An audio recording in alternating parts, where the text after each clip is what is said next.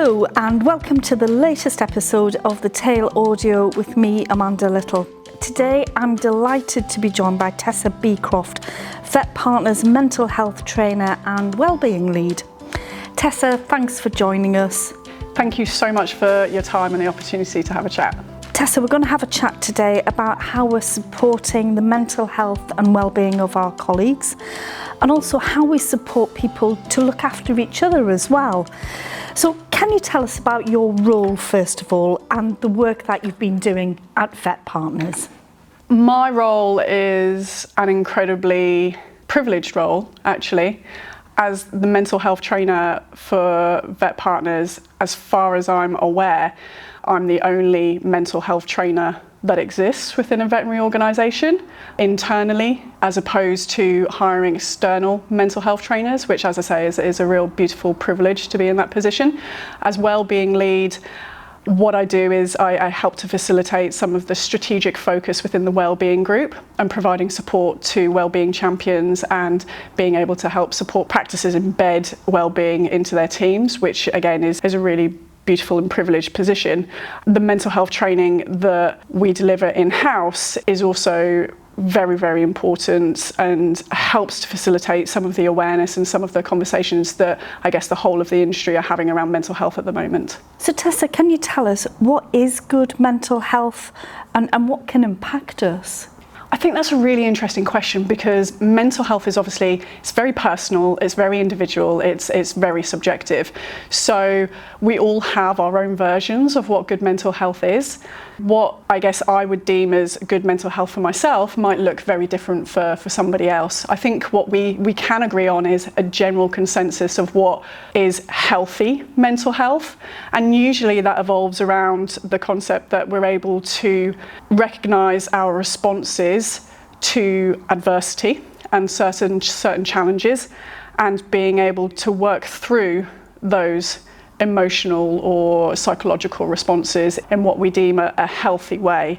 And I think in terms of what can impact us, those adversities might be anything from pressures within the workplace. It could be financial pressures. It could be something totally outside of the workplace. So things like bereavement, loss. It could be trauma. There's quite a lot that can impact us.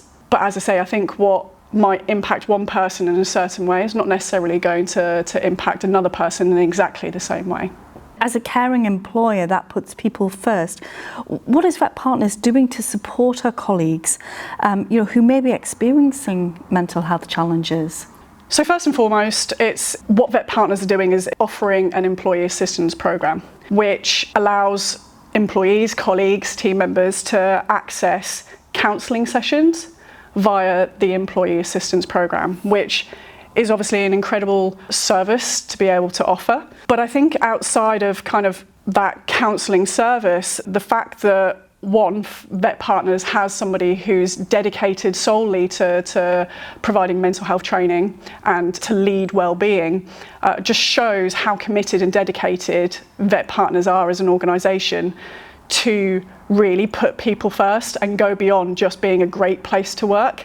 For other colleagues who might be experiencing mental health conditions and who, I guess, outside of that employee assistance program, the training that we provide to line managers is detrimental because they're the ones who ultimately have to provide support on a daily basis, potentially within practice, within teams. And so being able to provide training that empowers those line managers to provide that support and have the confidence to start those important conversations is again really important.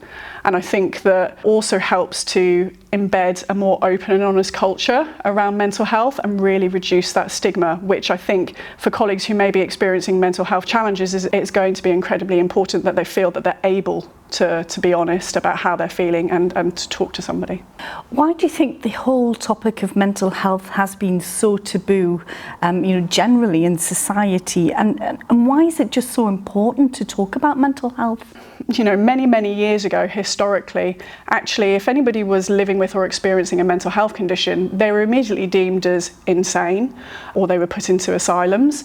And certainly for anybody who died by suicide, up until the 1960s, it was considered a criminal offence. So I think that historical stigma we haven't eradicated that.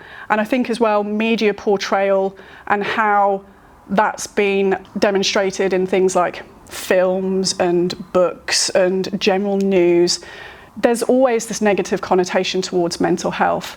I think in the workplace today, that taboo, that stigma comes from that if we're living with or experiencing a mental health condition, then we might be deemed as weak, that we might not be deemed as worthy of having that promotion, or we can't be considered for that promotion, or that I'm not capable of doing my job. And I think within an industry that is incredibly passionate and has very high standards, I think sometimes that can affect an individual's mental health because they feel that they have to uphold those standards all the time, and that if they're not meeting those standards and expectations, they're effectively deemed as failing, which is obviously not the case at all. Tessa, there may be people listening to the Tail audio right now who have concerns about the mental health of one of their colleagues. What should they do? I think first and foremost, if you're concerned about a colleague, I think it's incredibly beautiful that you care enough to notice that and that you want to provide that support. And it's obviously very lucky for those colleagues that they've got somebody like that who care about them. I think in terms of what you should do, it's about actually just starting that conversation. It's about asking that individual, so what's going on for you right now? How are you coping with that? And then being able to signpost to the professional services that will provide the support that they potentially need. And that's really important because what I usually stress within training is that, you're not trained counsellors, you're not trained psychologists. So whilst you want to provide that support, you do need to make sure that you're also signposting to the qualified professionals who can then assist your colleagues, those individuals in the way that they need that support. And Tessa, what would you say to someone who is perhaps experiencing a mental health challenge right now? I think if you're living with or experiencing a mental health condition, I do hope that you've found a successful treatment pathway for you and that you're receiving the support that you need. I think if you feel that you're not receiving that support, I want you to know that you're not alone. And there is somebody that you can talk to, there is somebody who can provide you with support, whether that's within the organisation or outside of it. Please know that you're not alone. I know how lonely and how terrifying that can be sometimes. I've experienced, severe depression myself. I know how lonely a place that can feel sometimes, but please know that you're not on your own. There are support services that are available. We have counselling services which you can access internally within the organisation, and there are also a number of other organisations outside of VetPartners who can provide support, including organisations such as VetLife UK. I think that it takes a lot of courage to say that you need support, but please know that it's a very, very important step, and I would encourage you to take that step as much as you feel able to do so. So September the 10th marks World Suicide Prevention Day.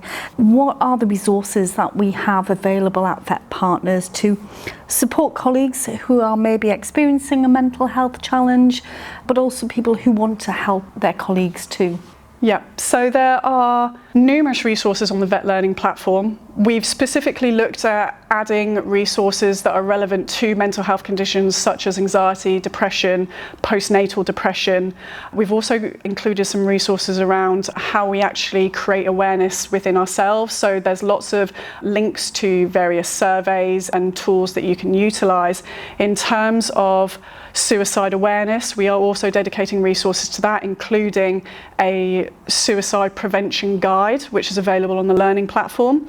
But there's also a suicide support guide for clients as well. So if you are ever in the situation where there's a client who maybe discloses thoughts of suicide to you, there's a whole piece or a whole resource around that as well that's available on the VetPartners Learning platform.